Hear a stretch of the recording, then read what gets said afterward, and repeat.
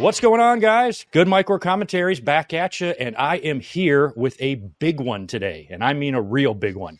In honor of this year's 40th anniversary of WrestleMania, I wanted to have a big WrestleMania March on my channel, a big month, including a few special episodes and collaborations. And I can't think of a better person to start with than the gentleman joining me right now. It is my pleasure to welcome the host of Solomonster Sounds Off podcast and YouTube channel, and in my opinion, the best podcaster in the game today, Jason Solomon, the Solomonster. Thank you so much for being here. How you doing, man? After that introduction, I'm doing great. It's fantastic. Well, man, I think this is like a long time coming. I think this is a minimum of 5 years overdue. You and I are kind of the same. We're kind of lone wolves. But if there's one person that I get asked to do a collaboration with or a video with more than anybody else, it is you. So I figured we have to start with you this year, and I'm excited to have you on. So thanks once again, dude. Yeah, it's exciting to be on. I mean, I think the last time I heard you were hanging out with that Orange Cassidy guy on a ship a few years ago. Yeah, met him a few years ago on the Jericho Cruise. We had a blast. Talked a lot about you. Yeah, that's what I heard. Hopefully all good things, I hope. Yeah, it was great to meet you actually one time. One of these days we'll hook up at a WrestleMania, maybe in Vegas next year. Yeah. I've been waiting for it to come back to Vegas or New Orleans. So one of these years, right? Yeah, we'll get there. I got to ask you though, how are you feeling about this year's WrestleMania, maybe compared to last year's? Are you excited for it? Do you see a lot of potential? Are you nervous? Yeah, how do you feel about this 40th WrestleMania? I'm excited for it. I think that there are a lot of potential matches to look forward to on the men's and the women's side. Mm-hmm. I mean, from what I remember last year, I was looking forward to that show too. And it turned out to be the best Mania probably since 31.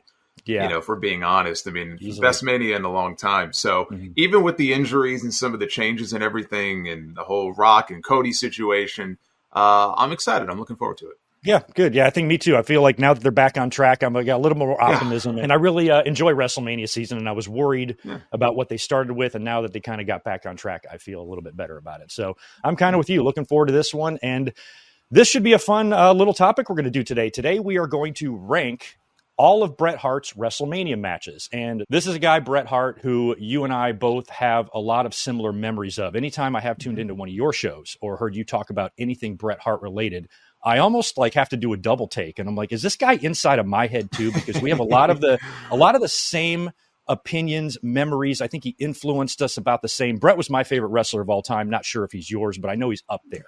And when we think about our favorite matches, moments, memories of Bret's career and how important he was to us as younger fans, I feel like we have a really similar love and respect for Bret. So that's why I thought it would be fun for us to talk about his WrestleMania matches and break them down, just rank them in our favorites, from 12 through 1, and compare lists and see, where your favorites compare to mine and how they compare. So how do you feel about that, Jason? I feel great. And again, you and I have not compared notes, so I don't know how you have ranked yours. You don't know how I've ranked mine. Literally, he came to me and said, as soon as he said Bret Hart, I said, I'm in.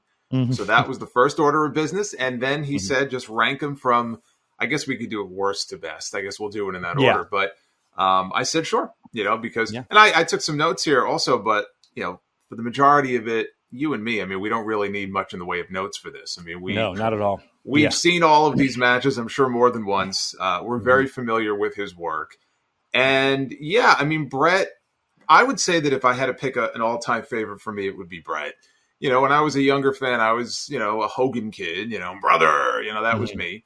Hogan and Macho and them. But as time went on, I became a Bret guy. And I feel like a lot of people are like that, where maybe they weren't on the Bret bandwagon initially. But even some younger fans who maybe didn't grow up with him, who have gone back and watched his work. Because I hear it even sometimes from people when they email me that they've gone back to watch Bret. What matches do you recommend? Some of the matches I recommend are some of the ones we're going to talk about here. And they'll say, man, he's incredible, for whatever reason. And I feel like his work is timeless. So, I would say he's on my GOAT list as the number one. Yeah, you have a very similar story to me in terms of being a kid and being all about Hogan and Savage. But then once you kind of discover Bret and see him, and once they moved him into singles, I fell in love with him right around 91, right around that first Intercontinental title win from Mr. Perfect. And to see him, I didn't think he was going to really get as far as he did. So when he made it that far, I was like, wow, a guy I actually liked, made it to the top, and been rooting for him since He was a mid-carder and whatnot. So, yeah, and you're right. His work is timeless. You show Bret Hart matches to anybody, they should be pretty impressed with what they see and how smooth he is and how well he works. He's tremendous. So this is going to be fun to do this today. I'm looking forward to it. Anyway, I want to run through a couple of quick Bret Hart stats at WrestleMania. Bret Hart had 14 in-ring total appearances at WrestleMania from WrestleManias 2 to 13, including double duty at WrestleMania 10 and then returning 13 years later, after he left WWE at WrestleMania 26 to face Vince McMahon. He is 8-4 overall in his matches at WrestleMania, including 5-3 in singles, 3-1 in tags. He was the runner-up in both WrestleMania Battle Royals, WrestleMania 2 and 4, last getting eliminated by Andre the Giant at WrestleMania 2, and Bad News Brown at WrestleMania 4 in a match that actually turned Bret Hart babyface. He won 2 championships at WrestleMania 8 and WrestleMania 10, IC and World. Lost 3 titles at WrestleMania, 7, 9, and 12, tags, and 2 world titles. Competed in 2 I Quit / submission matches, and he turned face at 1 WrestleMania at 4 and turned heel at WrestleMania 13. Those are some just basic stats I had written down for Bret. Anything you want to add to that, Jason? I think you pretty well covered it. You mentioned the Battle Royals, and the thing about the first one, which had all the NFL guys and the WWE guys, is that he thought he was wrestling Ricky Steamboat on that show. We almost got a singles match between Steamboat and Bret on that WrestleMania, and then it got changed a few weeks before. They did the match. It was like a Boston Garden show, but what a match that would have been for a WrestleMania match. Especially for WrestleMania, I know. Yeah, that would have been. We would look back on that as one of the early, defining moments of getting Bret's career rolling. Well, but the way people talk about Savage and Steamboat from '87, you wonder if they would talk about Bret and him. Maybe not quite, because that was just like a huge show in front of a big crowd. But you wonder if people to this day would talk about Bret and Steamboat in '86 the way they talk about Steamboat and Savage in '87. Yeah, I know. They might have. I feel like Steamboat probably just would have flat out won that and just beat him, given where Bret was on the card at that time, maybe. Yeah. But still, I mean, just the match, looking back now as fans, I think that would have been one that, a lot of us would look back on very fondly. Even if it was only like a 10-minute match, I bet it would be pretty good. And that's a shame. But at least Bret was in there last with Andre and got it is kind of weird, isn't it? How he was the runner-up in both Battle Royals. It's funny how that worked, because he was still a tag team guy. It wasn't like he was being pushed as a single at all. And yet he was the second to last guy in both Battle Royals. Yeah, and they were so new. They were still wearing the blue in that WrestleMania 2 Battle Royal. And then by the time they got to 4, he was in there with his Calgary Stampede or Canadian Calgary Stampede cohort, Allen. And then he got kicked and turned babyface. And that kind of got him rolling as babyface for the next, 9 years or something. Yeah. Whatever it was. Yeah. So, fun stuff here. Well, we don't want to waste too much time here, Jason. I know you're a busy man. I don't want to keep you here all day, but we should start ranking these matches. So there were 12 total Bret Hart matches. If you remove the Battle Royals, you and I had a conversation offline about whether or not to include the Battle Royals or not. We decided to exclude them and just mention what he did. So we're going to be looking at 12 total Bret Hart matches at WrestleMania. Jason, who do you have in the number 12 spot? Well, this was an easy one. I would be very disappointed if you don't agree with me on this, that the worst Bret Hart match in WrestleMania history was his last WrestleMania match from 2010 against Vince McMahon at WrestleMania 26. On the one hand, very happy that he was physically in a state where he could even do the match. Mm-hmm. We know what happened to him. We know he had the stroke, and obviously, he was retired, the concussions and all that. So the fact he was even able to go out there and get physical and have a match is cool. But when you see the match, you realize how god-awful the match is. And the little story they constructed around it, I think the biggest mark against it, and the reason why it didn't work, is you had Vince McMahon. How old was Vince McMahon at that time, right? Mid-60s, probably? 96. Oh, yeah, 60s. Yeah, okay, right. Well, yeah. He looked 76 back then. He looks 96 now. Yeah. But the story they constructed around this match, Bret beat the hell out of him with that chair for an uncomfortable period of time. He almost turned Vince babyface. And so what you didn't want to build sympathy for the old man. But I kind of feel like that's exactly what they did. The fans were bored. They were sitting on their hands. This was a disaster. It was a far cry from the Vince matches he's had at WrestleMania before. He had a great one with Hogan and Shawn, and then really shit the bed here. I just think it was just a little bit too late. Vince was old, Bret was old, just barely being able to physically get in there and do it. Well, here's the other thing also. I want to cut you off, but he couldn't take bumps. So Bret's in there, he can't take bumps. He's very limited then in what you can do. Yeah. And I think that coupled with the uncomfortable period of time that the beatdown went on for, it was just an epic fail. Yeah, it was. And I got to agree, because I have Bret and Vince at the number 12 spot as well. And I'm with you for the same exact reasons, because just the way it was constructed, how Bret couldn't take bumps, the chair shots, the age of both guys. And I think the only thing that kind of saved it, the one part of it that I did like the contract signing with Austin and the cast, when he took the cast off his foot. I thought that was a good build up, and it was nice to see Bret just kind of being back in the ring. But even prior to the match, during that build, I knew that I was probably going to watch a stinker. And I mean, Bret was my favorite wrestler of all time, and I was not looking forward to a WrestleMania match of his, one that he's returning 13 years after he left. And it's still, you kind of knew going in that how good can this thing be, especially after Vince has had some good ones with Shawn and Hogan even at WrestleMania. You could kind of feel going in that this wasn't going to be very special. And then they brought the Harts out there and did the whole thing and then beat the hell out of Vince with the chair. And it was a good little closure moment to kind of, to finish off that whole screw job thing. But the delivery was awkward and just didn't feel like what I was envisioning it would be if Bret ever came back. The delivery was terrible. It would have benefited from being a lot shorter. I think had they kept it very brief, because nobody was going into this expecting a 10 to 20 minute classic. Right. Had they shaved off, let's be honest, 95% of what they gave us, then I think it would have been more tolerable. Maybe he gives Vince a shot, even a chair shot, puts him in the sharpshooter. I don't think anybody would have complained. I think that would have been fun. No, not at all. You're exactly right. So I'm glad we agree on that one, because that one is definitely a big disappointment. Who do you have for number 11? Or what match? Number 11. Number 11. I have a feeling you and I are going to agree on this, because this takes us back to a year where I almost fell out of being a fan. The closest I've ever come to just giving up completely because I was bored was at the beginning of 1995. And I'm glad I stuck with it, but I'm not glad I sat through this match at WrestleMania. WrestleMania 11. Bret Hart and Bob Backlund in an I Quit match. I hated this match. Me too. I hated this match, and Bret hated this match.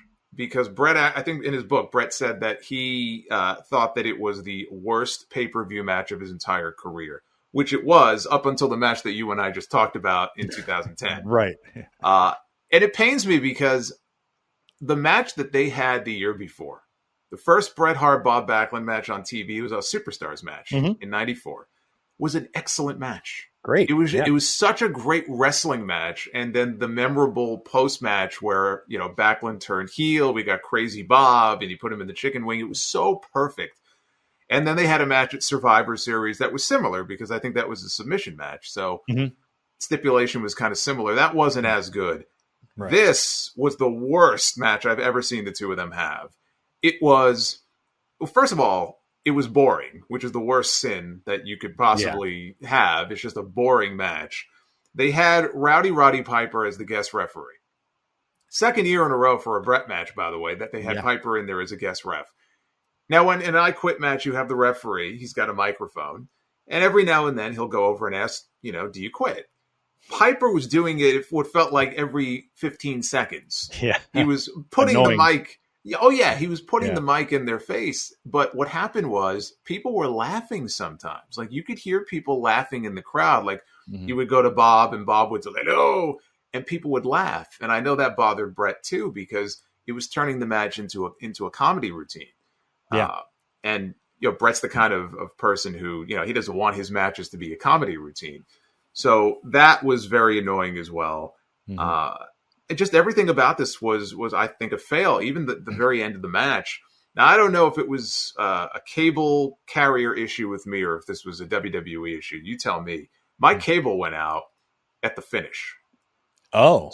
So when Backlund was trying to put Bret in the chicken wing, all of a sudden on my cable carrier, we got a blue screen. And I remember I flipped out. I go, what happened here?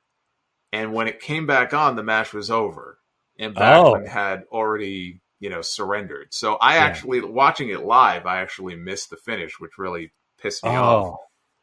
But Backlund never said the words, "I quit." Nope. He's like, yeah. Yeah. He just screamed, right? Yeah. He just screamed, yeah. He never said the words, "I quit." Yeah. And Piper's like, good enough. Yeah, Piper's like, yeah, I guess that's fine. But like, my God, like the stipulation was the killer in this match. And I know that Vince had told Bret, only use submission holds. And so even Bret knew going in, this is going to be garbage. Like he knew it. Yeah. Yeah. And it was. Yeah. And I have, other than there was one time I went back to go watch it a couple of years ago, because it was like a video popped up on like Daily Motion or something. Mm-hmm. And I said, I wonder if it's as bad as I remember it. Oh yeah. It's as bad as I remember it. It's just awful. It's terrible. Yeah. Well. So far, you and I are right on line because I also. It's still early yet, though. Yeah, I know it is. Bret and Backlund is number 11 for me. I almost had them at number 12, but I really picked Vince at the end because I hated that match. But Bret and Backlund was a big disappointment too because of what you mentioned earlier. That match that Bret had on Superstars with Backlund, where he beat him, that set up the Survivor Series match, was good. And even the Survivor Series match, maybe not as good, but still had a lot of drama with Owen and Helen. And you would think Bret would have some deep-rooted anger. They even talked about him being a changed man in 1995. So I kind of thought going into this match that could be good because he'd blow off the issue with Bret and Backlund finally. He'd get his revenge. But the submission match, handcuffed him a bit. Piper, which would normally be great to see Piper come out and ref another Bret match 2 years in a row. He hurt the match just the way he would. What do you say? What do you say? What do you say? Every 5 seconds. And, and the fans laughing and the match being boring as hell. And you think about 1 year earlier, Bret's being lifted on the shoulders of the baby faces celebrating as the new champion. And where he is now as a Bret Hart fan was frustrating. 95 was a terrible year for him. I mean, it was this, then it was Hakushi, then it was the Kiss My Foot, then it was Isaac Yankem, then it was the Pirate. It took him forever. To get back the title. When you think about it, like you just said, in 95, what a freaking year it was for him. But he tried to make the most of it. I mean, the match with Hakushi at the first In Your House was actually a very good match. Yeah. The match with Jean-Pierre Lafitte. They had a feud over a jacket. Yeah. Okay. Still good. We could talk about the Evil Dentist and the Kiss My Foot match, and that was all horrible. But, they're fighting over a freaking jacket. Yeah. And they had a very good match, too, on one of the In Your House pay-per-views. So he tried. He tried to make the most of it. And then, of course, it culminated with the big title win against Diesel at the end of the year. Yeah, right. Yeah, exactly. So at least here he did blow off the issue with Backlund. I wanted this match to be more. WrestleMania 11 just in general was such a disappointment. And I was, at least hoping for a good moment here with Bret, but no title and everything. At least I was hoping for some fun revenge on Backlund. And then they were even playing it up, right? Like Backlund's never said "I quit" before. He still hasn't. Because he didn't say it there, sculling through in the towel, and then he just screams, "Yeah, close enough." So I don't know if there was anything behind the scenes there or what, but the match was just boring, and it's definitely up there with the worst of Bret Hart's career. The number 10 match. Who you got, Jason? Number 10, I have the shortest match of Bret's WrestleMania tenure. WrestleMania 6, it was the Hart Foundation against the Bolsheviks. The Bolsheviks, Nikolai Volkov and Boris Zukov. This went a grand total of 20 seconds, which, if we're being honest, was probably for the better. Yeah. And also, they challenged Demolition in the back beforehand to a tag team title match. Kind of gave the finish away there a little bit, I think. Yeah. I don't know how many people were expecting the Bolsheviks to win coming in anyway. But it was almost like they were already looking past them. They were looking towards SummerSlam that year. 20 seconds. What do you say? What can you say about it? Yeah, not much to say. I did like that the fact that they were kind of, even on TV, it looked like the Harts were kind of mentioning that they want another shot at the tags. Bolsheviks, always lost, whether it be Saturday Night's Main Event, any other team that they wrestled against, they lost. So this one was kind of a no-brainer going in, but I wasn't expecting it would be as short as it was. But I did like it because Anvil always gets upset, watching him get so pissed while Nikolai is singing the anthem and Bret's doing this, calm down, Anvil, and he just can't take it anymore. And he just attacks and then boom, they hit the finisher, match is over. And I should say also, the reason I have this at number 10, you would think, well, it's a 20-second match. Why wouldn't you put that dead last? Because the only thing worse than a short match like that is a long, bad match. Yeah. So that's why number 11 and 12 are what they are. Yeah. I can't say that this was worse than those two matches. No, not at all. And we remain perfect. I swear we did not compare notes, guys, but I also have the Harts and Bolsheviks at number 10 for the exact same reasons. I mean, it was a short match, but it was a fun match. Bret hit the finisher, got the pin, challenged and set up a SummerSlam match later on. I didn't look at this match as a disappointment or a match that annoys me the way we look at Bret and Backlund, which is why I put this match ahead of them. So I also had Harts and Bolsheviks at number 10. Who do you got at number 9? So number 9, I have Bret Hart against Yokozuna at WrestleMania 10. So this was their second WrestleMania match. And I remember, now they did the double guest referee spot that night for the 2 title matches. So you had Mr. Perfect came back that night. He was the ref for Luger and Yoko. And I remember at the time thinking, it's got to be Hogan. The second referee's got to be Hulk. Hulk's going to come out. Plus, there's the tie-in from WrestleMania the previous year, and it would have been his big return in Madison Square Garden. Of course, looking back at it now, I'm glad it wasn't Hulk, because he would have made it all about him, and it would have taken away from Bret's moment. Yeah. But I remember being disappointed a little bit when Piper came out. As far as the match itself, it was an uphill battle because Yoko, he was bigger, physically bigger at that point than he was the year before. He had already worked the match earlier in the show. So you're asking a lot of him to go out there now and wrestle for a second time. So he's gassed. You've got Bret, who's spending most of the match selling. It made for a boring match. Yeah. And then you go to the finish. I don't know about you. I've always hated this finish. I do too. I have always hated this finish. It is so lame. And almost comical the way he kind of falls off and he kind of wiggles his leg. And then Bret jumps on top of him and pins him. And I'm like, that's how he wins the title? Yeah, I didn't like this at all. Me neither. I thought it should have been the sharpshooter. Because the year before he got him. He got those legs in the position for it. And that would have been.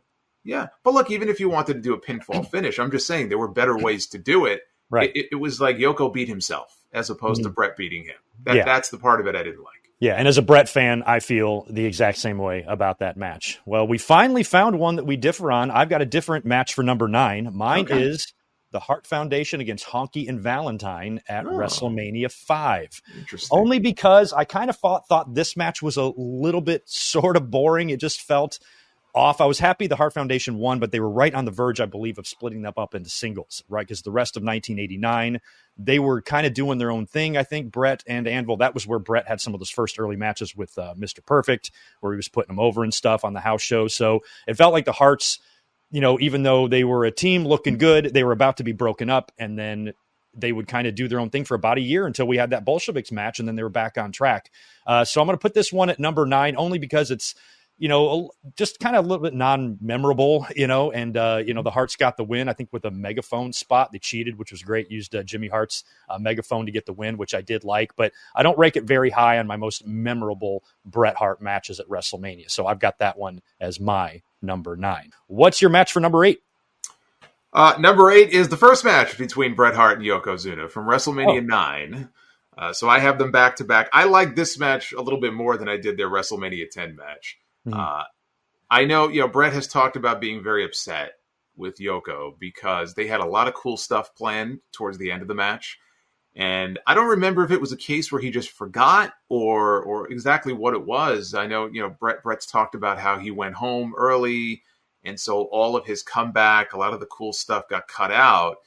And at the end, when he's got him in the sharpshooter, and he's got him in there for a while he's waiting for Fuji. He's kind of fumbling around with the salt, which was baby powder, but he's fumbling around with the salt. He goes, the reason was he wasn't expecting them to go to the finish that quickly. So I've always wondered, what the match would have looked like if they had that extra 5 or 6 minutes, whatever they had planned.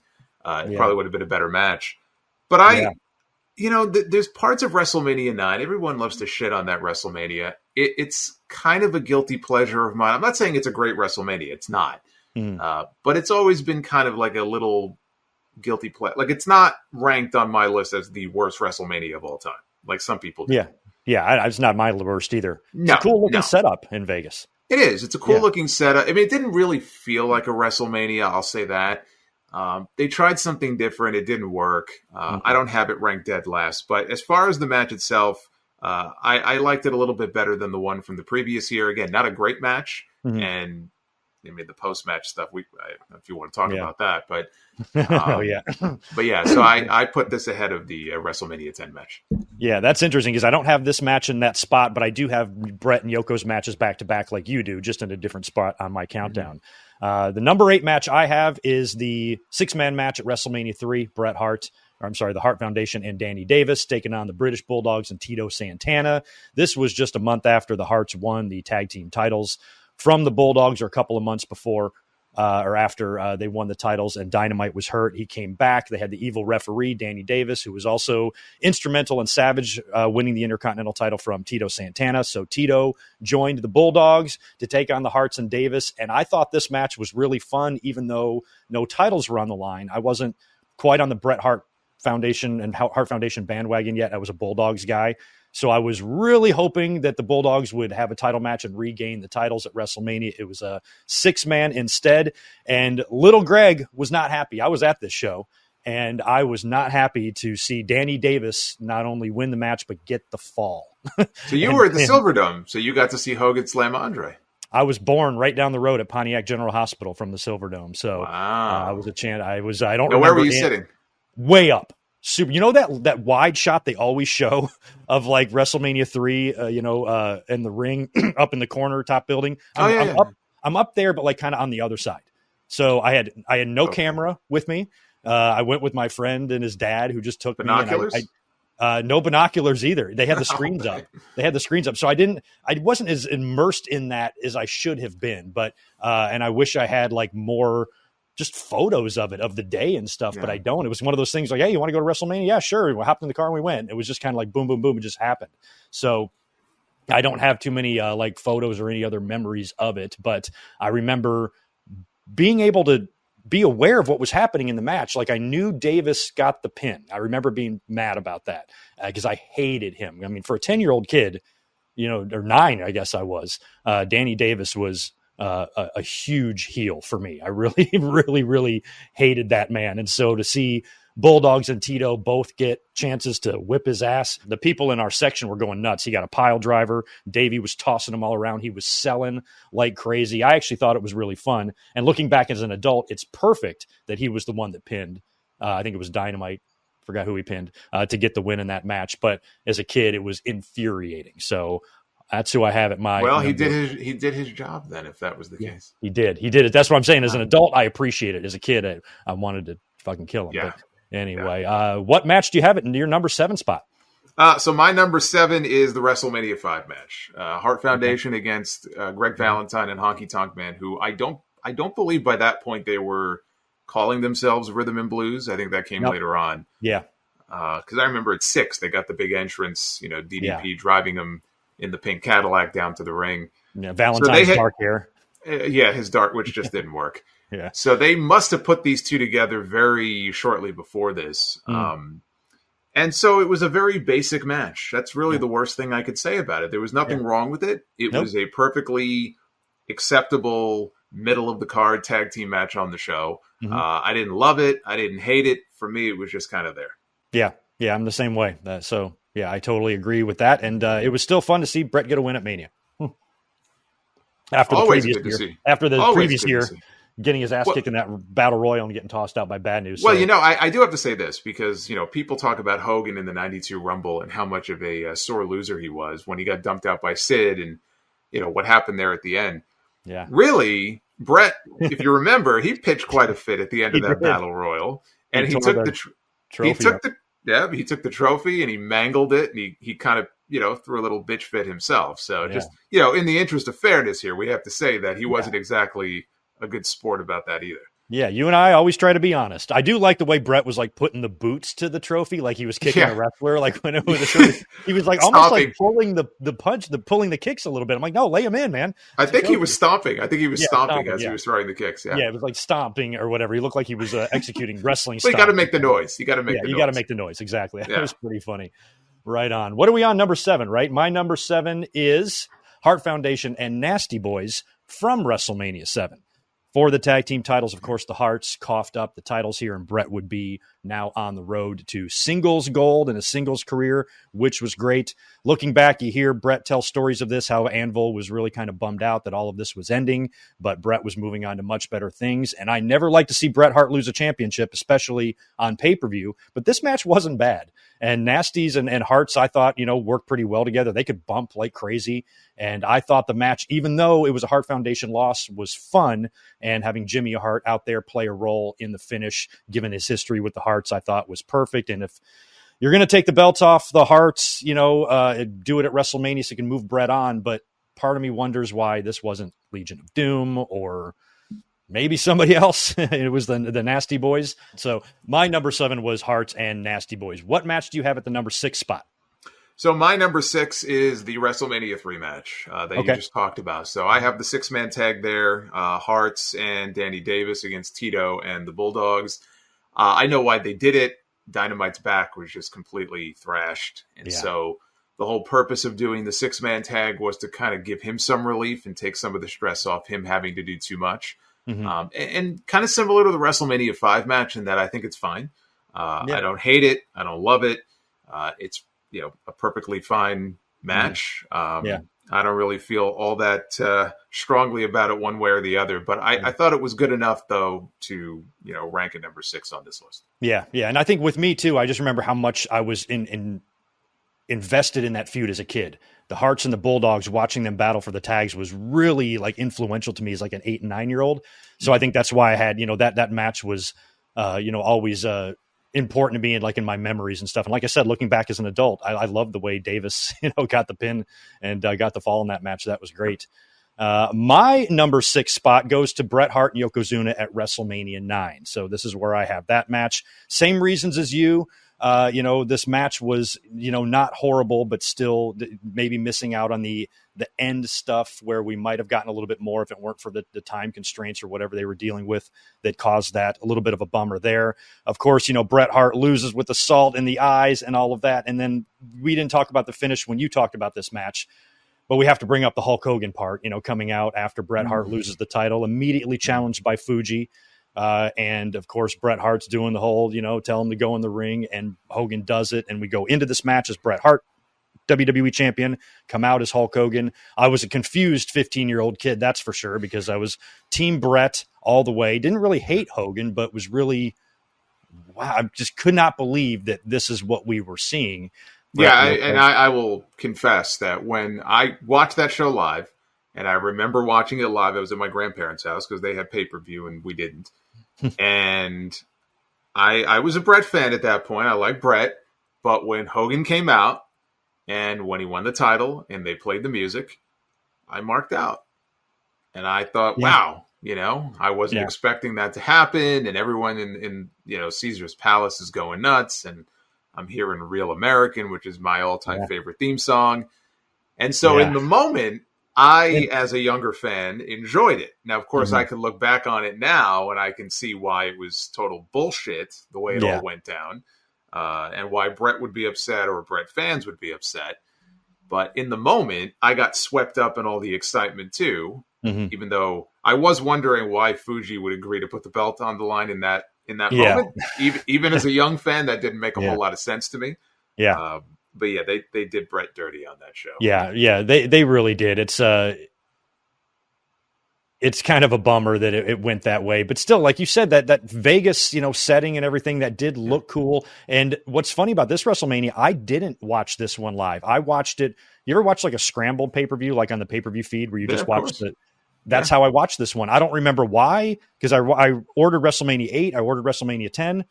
I don't know why I didn't watch this one on pay-per-view, but I watched the scrambled. And so I'm listening to that. And it just the picture just straightened out enough for me to see Bret Hart doing the pointing, telling Bret Hart to go, or telling Hogan to go in the ring. And I'm trying to watch, like, I didn't realize that he had the powder in his face or what was going on, but I kind of watched it on the scramble and hearing the same thing, hearing the 3 count, the music play, or Gorilla, or not, Bobby, was it Bobby and JR? And Hulk Hogan is the WWE champion. What the hell's going on here? That type of thing. Like hearing all that, but without being able to see it was wild to me. And I think there was a part of me that was marking out too, even though I was, firmly behind Bret. It was, we're kids. What do we know? But yeah, kind of a weird one there. Yeah. At WrestleMania 9. Yeah. What match do you have in your number 5 spot? So we're in the top 5 already. Look at this. So my number 5 is the tag team title match from WrestleMania 7. Hart Foundation against the Nasty Boys. Bret, I think, was the one who really spent the majority of the match doing the selling so that he can get the tag to Anvil. I thought it was very good. I mean, it was probably one of the better Nasty Boys matches from that run that I remember. The most memorable was when they lost to LOD at SummerSlam, when they lost the titles later that year. But it was actually not a bad match, and I did go back and watch it not that long ago for some other WrestleMania countdown stuff that I did a few years ago, and it wasn't bad. It really wasn't. They had a hot crowd. That WrestleMania 7 crowd was good too. Yeah. They were at the sports arena there in LA, and so I enjoyed it, and I thought it was a quality tag team match. Yeah, it definitely was. You have it ranked a little higher than me. For my number 5, I have Bret Hart, Yokozuna, WrestleMania 10. As a Bret Hart fan, I want this to be number 1. I really do, but you can't. You brought it up earlier, the finish, asking Yoko to do double duty, right after, because I think after he worked with Lex, they just did the ladder match, and then it was main event time at WrestleMania 10. There was just one match in between. Well, I'm trying to remember. There was a very quick squash with Earthquake and Atom Bomb that went like 30 seconds. So maybe that was in there. Too. And I know they and they were going to do a 10-man tag. They cut it for time. I know that. Well, they couldn't decide who the captain was going to be. Right. Yeah. Remember that was the excuse they gave. Oh, Vince is like, I guess we're not going to have a 10-man tag. Really, just like that, they can't decide. Well, they did it on Raw. We did eventually. We did get it on TV. We got the match on Raw. Yeah, they put the match on Raw. I don't know if you felt.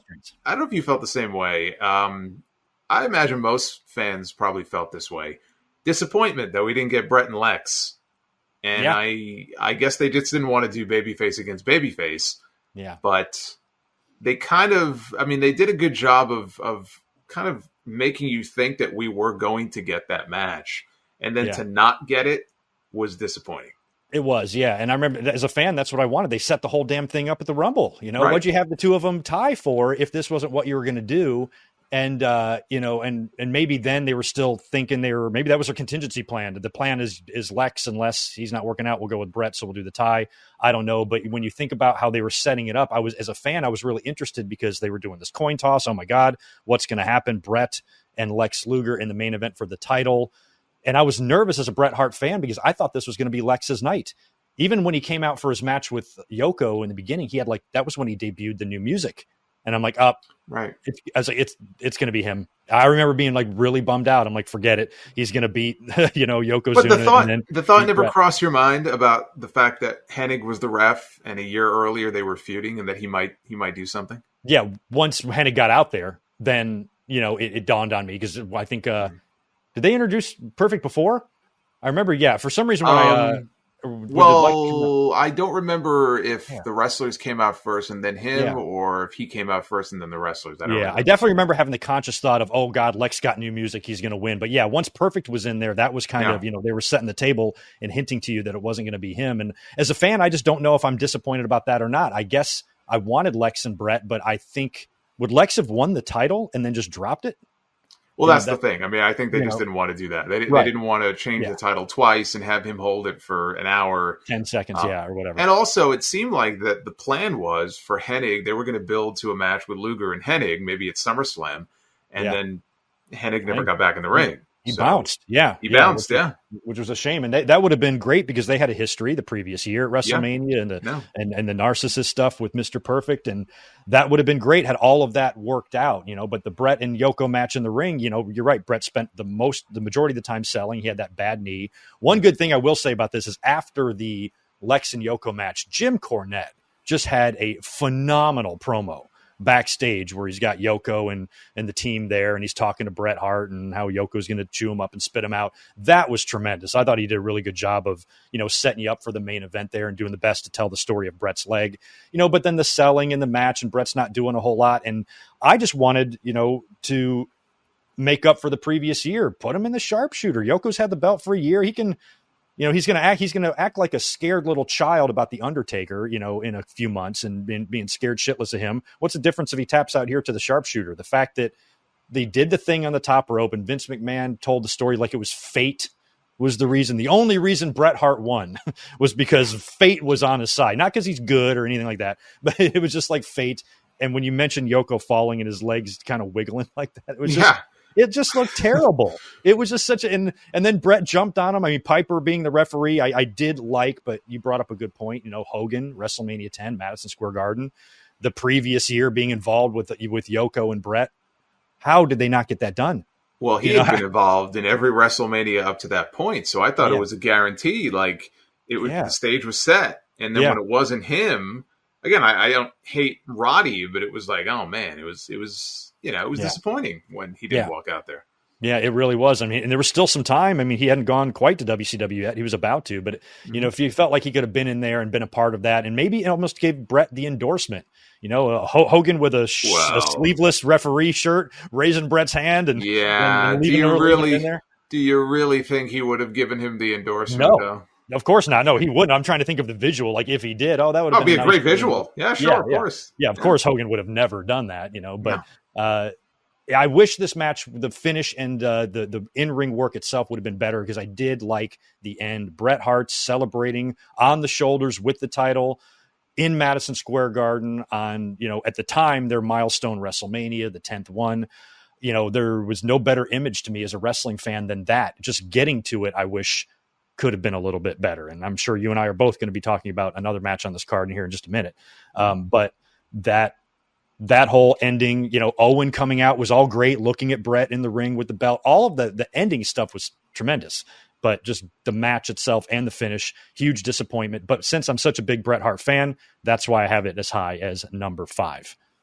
Who is your match for number 4? So number 4, and this, I'm very curious to see how we differ on this. My number 4 is the Iron Man match from 1996 with Bret Hart, Shawn Michaels, WrestleMania 12. Mm-hmm. This is a match that people talk about. Like it's some kind of mythical match. It's really not. And I say that as a Bret fan, that I think it's a very overrated match. Not that it's a bad match, but I think people overrate it. They overrate its quality. I don't know, significance, because it was the first Iron Man match. So obviously, historically, it's significant. Mm-hmm. But I think what hurt it is the fact that they told you going in that it's going to go 60 minutes. Mm-hmm. And I think if the two of them had gone out there at a regular match and they had gone 60 minutes, I think I would feel very differently about it. But you knew it was going an hour. And certainly the first half plus of the match was just very slow and methodical and just not very exciting to me. Yeah, because they had an hour to go, paced themselves. They had an hour to go. The crowd, honestly, did not feel like they were overly excited to be there watching it. You can have a really hot crowd that's involved and invested in what they're seeing, and it can affect your opinion on how good a match is or isn't. And I think that probably played a role in my feeling about the match, too, because I felt bored, and it felt like the crowd was bored. Yeah. Now, when it got to the very end, those last few minutes, and that's the case with a lot of Iron Man matches, it got more exciting. The other thing that I didn't like, and I think this also very much worked against it, it lacked any drama with Shawn Michaels having to make a comeback because Bret was up 2 falls to 1 or 3 falls to 2. Because they chose to go without either guy getting a fall in the entire hour, I think that was a terrible decision. Yeah. And I think it would have been a lot more interesting. I'm not saying it had to be like the Rock and Triple H one where it ended up being like 6-5. But if you would have had them go out there and at least rack up a couple of falls each, Shawn's working from behind. If he wants to win the title, he's got to make a comeback. Time is ticking down. Then I think it would have been a more compelling match. Yeah. So I just didn't think it was very exciting. Yeah, I agree with you totally. It would have been cool. If it was 2-3 or 3-1 or 3-2 or 2-1, something like that. Would have been a good score for that match. So yeah, I agree. I also have WrestleMania 12 at the number 4 spot for the same reasons. I was kidding myself at first. I wanted this match to be a big deal. I think you and I both have. I got the plaque right up there.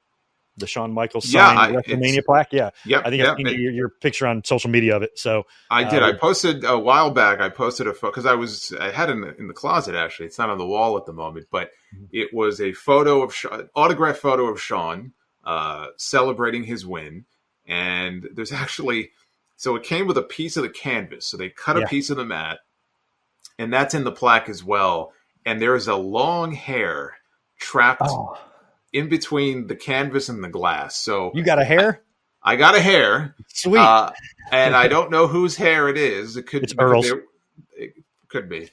But they all had long hair, right? Yeah. Diesel had long hair. Yeah. Undertaker had long hair. These two had long hair. So I don't know. I'm not doing a DNA test. I don't know whose hair it is. But I did spend $100 on Yeah, I did too. Mine's up there. Sans hair for me. I didn't get any hair with mine, which sucks. But yeah, you're right. With Taker and Nash and all those guys being in there, could have been one of their hairs. Could have been anybody. So, yeah, Could have been the ring crew. But you're right about the match too. That's an hour long, and back in those days, you only had those were the days of the 2 hour and 45-minute pay-per-view. So you're having an hour of WrestleMania. Oh, 3/4 or 2/3 of your show or 1/3 of your show, all for one match, and in a match that's not having a whole lot of finishes and falls, it kind of takes the excitement out of it. But you're right. You said it perfectly. The match is good. There's nothing wrong with the match, but I think making it 60 minutes and back in those days, Vince still being a little bit kind of weird about beating his guys. I think part of the reason why this was nothing is he didn't want to beat either guy, or something like that, where if you would have just given each guy 2 falls or something like that, it would have been a lot more fun. I think that you're taking some losses on house shows and stuff, but I just felt like maybe at that time Vince didn't want to have these guys beat each other multiple times, and they would get over that because years later they would really get these Iron Man matches right with Rock and Triple H and Angle and Brock and a few other ones that were really good. And this being the first one, I felt like would have benefited a lot more from some more falls. And like you said earlier, they told you it was 60 minutes. If this was just the main event that went 60 minutes to a draw, you would have had, taking the fans maybe on a little bit more of a ride, more compelling, and then having no falls wouldn't have been disappointment. It would have been cool, without announcing the amount of time. But, at the end, it was still Bret and Shawn at their peak. They did turn it on there at the end. I did like the dramatic finish of Shawn refusing to give up in the sharpshooter. And then when you had Gorilla Monsoon coming out to do the restart, if you're looking at it from a Bret Hart fan's perspective, you didn't like this because you kind of thought it was bullshit. The match should have just kept going he should have kept him in the sharpshooter, keep the match going, and then, there was no announcement beforehand that, if they go to a draw, there'll be a sudden death overtime, probably because they didn't want to plant the idea and kind of give that away, I guess. But exactly. I'm with you. I mean, as a Bret fan, and you see Bret when he's leaving, and he hears the announcement, he turns around and he goes, 60 minutes. He goes, it's bullshit. And I'm thinking, yeah it is. And so you felt like this guy got jobbed out here. Yeah. I do want to say, I thought Vince and Jerry Lawler actually did a really good job, considering that this was a very different type of main event. It was a very technical main event. And they didn't have Jim Ross out there, who you would think he would be perfect to be on the call. And I don't remember... fired at this time, maybe? Yeah, well, he got fired in '94 on Super Bowl Sunday. Yeah. Oh, yeah. And was he still gone? He might have still been gone at that point. I don't remember when they brought him back exactly. Yeah, unless he was doing that rating, yeah. Yeah, this would have been right up his alley. But I actually thought that, and Lawler in particular, who had his shtick that he did, I think that they did a very good job on commentary. Yeah, I never thought about that. I never thought about the commentary on this, but I don't remember anything bad about it. And Lawler, you would think with his commentary style in '95, just one stupid one-liner after another, the fact that he was actually able to, call this match in a pretty decent way and not be too silly through it was great. But you're right, it would have been great to have JR on that call for Bret and HBK. All right, down to our top 3, Jason. I'm interested to see who you have for these matches. Who is in your number 3 spot? So, in my number 3 spot, we have Bret Hart and Rowdy Roddy Piper from WrestleMania 8 for the Intercontinental title. I love this match. I actually love WrestleMania 8. I love that show. And this match is one of the reasons why. It was such a unique match at that time. We had gotten Hogan and Warrior in the main event of 6. Babyface against babyface. How often did we see that at the time in WWE? I mean, rare. Never. Rare, Very rare. So it was babyface against babyface. Piper had won the title in January at the Rumble. The only time he won a title in WWE. I was very excited when he won that championship, by the way, because it was just cool to see. Yeah, it was cool to see him holding a title. It wasn't anything I was expecting. It came out of nowhere. Yeah. And there's a whole story behind that because Bret was the champion at that time. They took the belt off of him. There was some contract stuff going on. And it all worked out well in the end because Piper did something for him that he didn't do for anybody back then. He did a clean job. Yeah. So how often did you see Rowdy Roddy Piper be pinned on TV back then? Like, that just didn't happen. Yeah, I never saw it. Let alone against somebody like Bret. Like, you can understand it if it was Savage or Flair or Hogan. Bret was still a mid-card guy on the rise. And Piper was the first guy. I mean, I guess you could say Mr. Perfect, but Piper was a bigger star than Perfect was. He was the first big name that really passed the torch and elevated Bret and just did him a huge solid. And Bret bleeding, I thought that added a lot to the match as well. Yeah. We see the finish replicated so many times today, kicking off the turnbuckles, going for the pin. That was the first time I had ever seen that. Me too. Yeah. And I love the match. I love the commentary for the match. I could still hear Bobby Heenan in my head when Piper had the bell in his hand. What the hell? Use the bell. Yeah. Piper's I've got the I knew it was going to be good. I didn't think it'd be this good. Like that call that Bobby said in there. It's in my head too. Yeah. Yeah. And that moment where Piper has the bell and he has that crisis of conscience where he wants to use it, like the Roddy Piper of old would use it, but you know, they're family. Like there's a personal relationship there and he just can't bring himself to do it. And in the end, it cost him. But you had Piper give him the big endorsement at the end. You had Bret soaked in blood. I thought this was excellent. Me too. It was great stuff, dude. I agree totally. That is also in my number 3 spot, Bret Hart and Roddy Piper from WrestleMania 8. We just watched this on my channel 2 nights ago on Sunday night. Watched all of WrestleMania 8. It was great.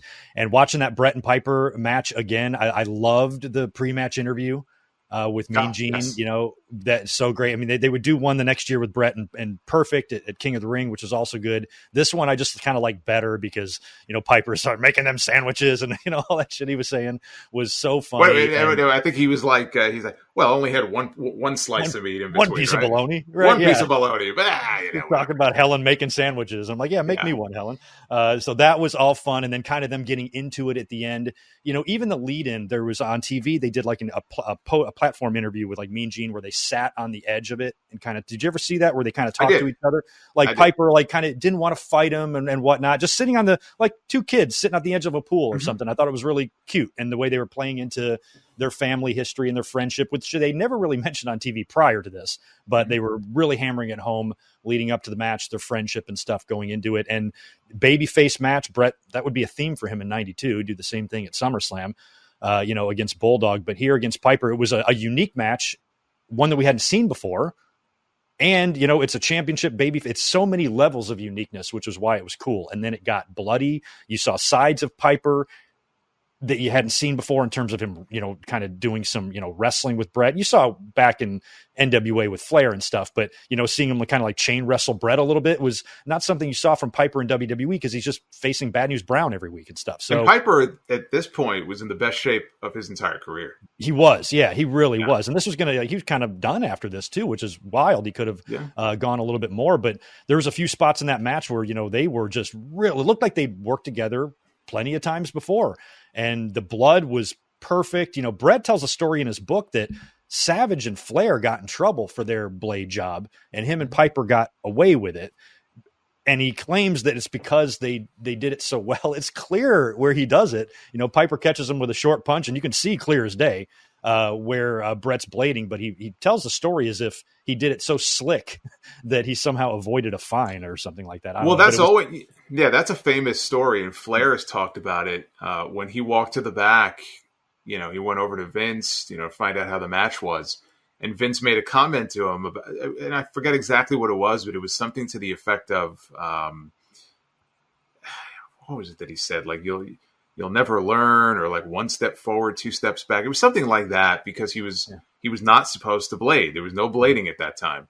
Yeah. And Bret had convinced them earlier in the night that it was an accident. He did such a good job of, well, I mean, again, it was obvious to us watching it, but like he did such a good job of explaining it away. But when Flair went back there, you knew that Flair did it on purpose because Flair always bladed, you know, before he came to WWE, and he got the blood and the hair and everything. You weren't going to have Flair go back there and go, "Oh, it was an accident." Isn't that right? Yeah. Yeah. So Vince knew, and he fined him, and he was pissed. He was not happy about that. Yeah, but and it's different with Flair. Flair's got that blonde hair, so it really shows up. You know, with Bret. Even the Bret Bulldog match that in your house, it's tough to see all that blood on Bret's face. He's got that dark hair that covers it a lot. But you know, being having a match like this in 92, having blood at WrestleMania, for a championship, unique match, babyface match, one we hadn't seen before, interesting circumstances that got us there. Piper holding a championship for the first time in his WWE career, which, like we talked about earlier, came completely out of nowhere when he beat the Mountie at the Rumble.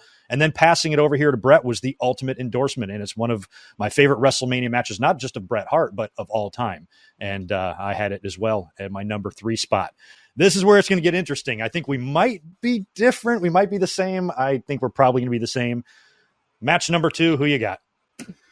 Match number 2 is still to this day the greatest opening match in WrestleMania history. I have Bret Hart against Owen Hart from WrestleMania 10, a 5-star match in every sense of the word. Mm-hmm. And I loved everything about this match. I loved the story, building to it. The angle they started at Survivor Series where Owen was shoving Bret, and it kind of kicked off there. Mm-hmm. And then they made up. And then the Rumble where Owen kicks his leg out of his leg. And then we have the match here at WrestleMania. And for so many months, Bret said, "I will not fight my brother. I will not fight my brother." And he fought his brother. And even the camera work in that match, that one sequence where they have the overhead camera shot. Oh, and Owen, goes to grab his hair, and Bret, the big brother, is like, "Oh yeah, you better not." Yeah. And it felt like two brothers. And if you have a brother, then you know what that's like, because brothers fight. They wrestle around, they beat each other up, or usually the older brother beats up the younger brother. That's what I did to my younger brother. And you can relate to that, but the work was just fantastic, and the finish was great. Yeah. The finish was, it was just. And I wasn't expecting it watching it live. I just figured, okay, Bret's going to be wrestling for the title. So, of course, he's not going to lose to Owen. Right. I'm looking at it through the eyes of a young fan. It caught me off guard, but it was just so well done. Yeah. And it set the stage for what I actually thought was an even better match that they had in the cage at SummerSlam. Mm-hmm. That's my all-time favorite, regular steel cage match. But this match it's just the perfect match between these two. I loved it. I loved everything about it. Yeah, it is. It is perfect. I wanted so badly for it to be my number 1, but it's also my number 2, because, Bret did lose in that match. And I was like you, looking at that match from a young fan's perspective and a big Bret Hart fangirl wanting to see him win the title. I was freaked out. He lost. Of course, I couldn't see the writing on the wall at that age that, hey, this is just going to mean he's going to probably win the title later. If 45-year-old Greg was watching, I'd probably come to that conclusion. But 16-year-old Greg was a little bit freaked out, but I loved the match because I did like Owen Hart and I did love the story. And I liked that, Bret was going to be working with Owen. I think I was just a little bit on the nervous side, what that meant for Bret Hart's title aspirations. I didn't realize they were going to be tying it all in, but the match in the ring was so great. It was so smooth that you could have put a blindfold on both of these guys. And I think the moves would have been pretty crisp and similar, just because they know each other, the brothers. And they beat each other up. I have sisters. I put both of them in the sharpshooter all the time. So I know what that's like to do that to your siblings. Yep. So the sibling rivalry, that story, getting all the family, getting the parents involved. And then you're talking opening match, Madison Square Garden. And that was the only time I really saw Bret wear that long kind of trench coat version of his jacket when he came out, which I kind of liked. And just that entrance of him coming out with the WrestleMania banner behind him through the entrance and the glasses and the whole thing. Oh, the doors opening. Yeah, the doors opening, and then you have just the perfect match between the two that was literally flawless. They were hitting everything perfectly, fun back and forth stuff. And then with Owen getting the surprise victory roll at the end after a couple of sharpshooters and reversals and that type of thing was wild. And it was really smart, to put him over, especially if Bret's on the way to win the title later. You can now make his whole, 1994 contender right here by putting Owen over and move them into a program for the title. And it's a beautiful match. It really is. It's the stage too. If this was maybe not Madison Square Garden, maybe it'll be a little bit less special, but just Garden, Bret and Owen opener, greatest WrestleMania opener in history. I totally agree. And I agree that Bret and Owen is in the number 2 spot here for sure, which means not really much, not really. Not much drama here. Not at all. I think we all know who number 1 is going to be, but I have to start with you. Let's hear about it. I Quit match. I Quit match, of course. Much better than the other I Quit match we talked about earlier in this countdown. Talk about night and day. We had the I Quit match from WrestleMania 13, 1997. Bret Hart against Stone Cold Steve Austin. Actually, this was a submission match. Technically, it was not an I Quit match. Not I Quit. But what do you say? Not only is, in my opinion, this the best Bret Hart match in WrestleMania history, I would argue that this may well be the best match in WWE history. That's how much I regard this match. If it's not number one, it's definitely in the top three of all-time best matches in this company, not only for the quality of the match itself, but for the historical significance and what this match meant to the people involved, and more specifically, Steve Austin. Just an iconic moment, him locked in the sharpshooter, the blood streaming down his face. You know how much merch they sold off that one image alone? Yeah. You know how many millions of dollars they probably made off that one image? He was already getting cheered by some people. It would become more pronounced as the summer went on. But you could kind of see the writing on the wall with him. That he had that cool factor about him. You know, when Bret came back at the end of 96 and then got screwed over in the Rumble and he quit on TV the next night, and Austin came out on that same show and called him a crybaby and a quitter. And he wasn't wrong, but you could feel like the fans were starting to get behind this guy. Yeah. And I just thought, not only as a wrestling match, but the fact that they kind of weaved the double turn in there so effortlessly.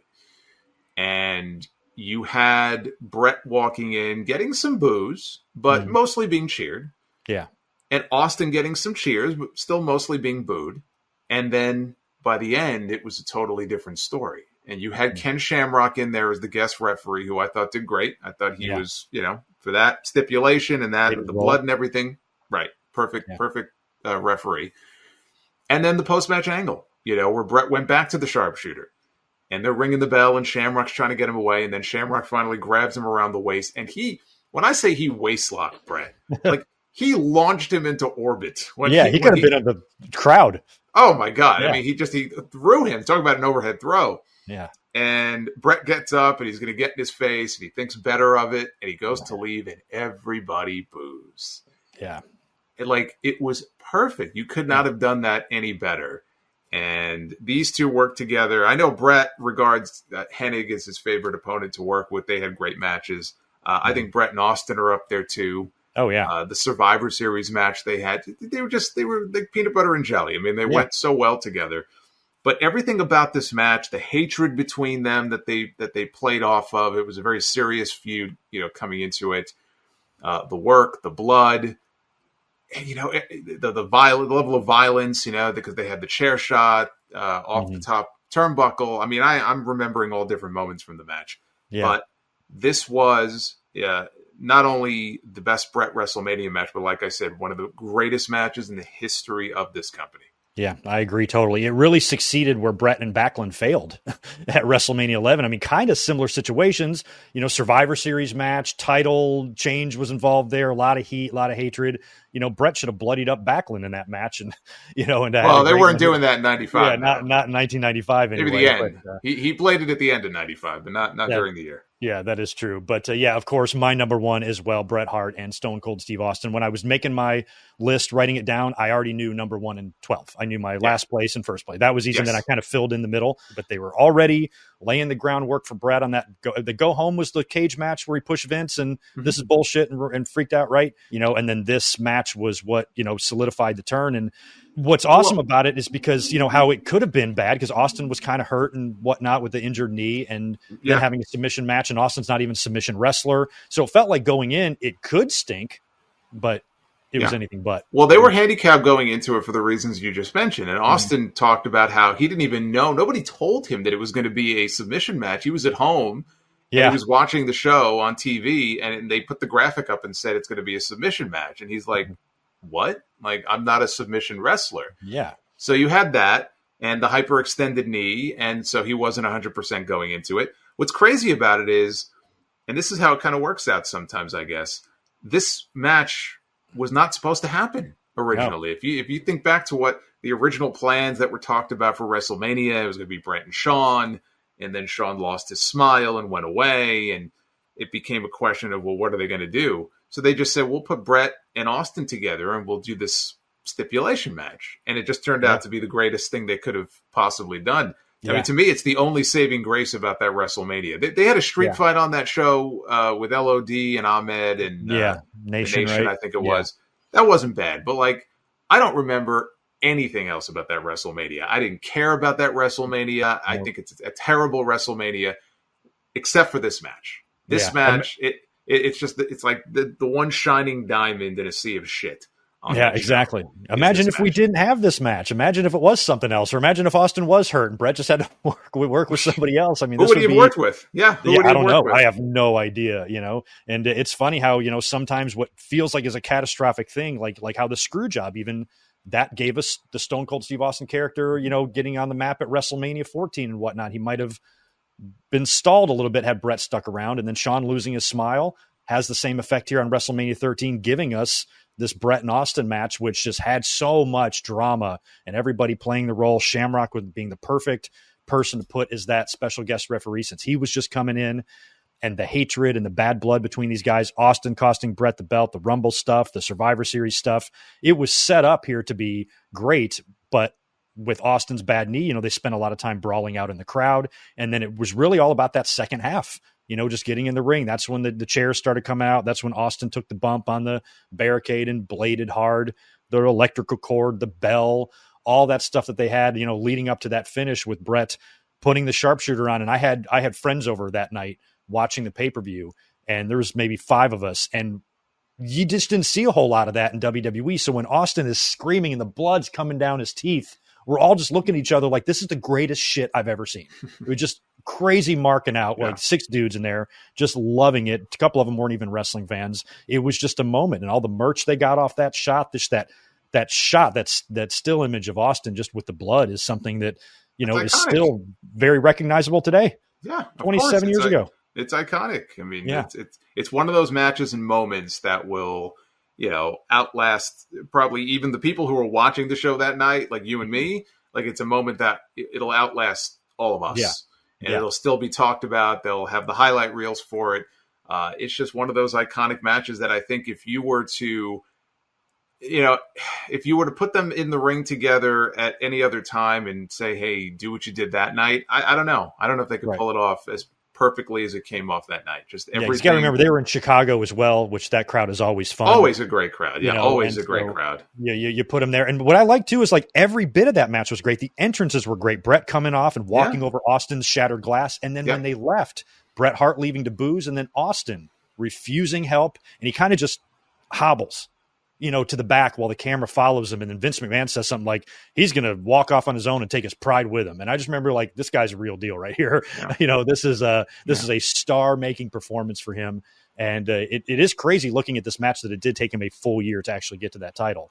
But then of course the pile driver would happen, later on and whatnot. But yeah, this was a star making moment and match for Austin. One WrestleMania match that I think it's one of the greatest of all time, and definitely Bret Hart's best WrestleMania match of all time. And I'm really glad we agree on that one, Jason. So yeah, that kind of concludes our list here.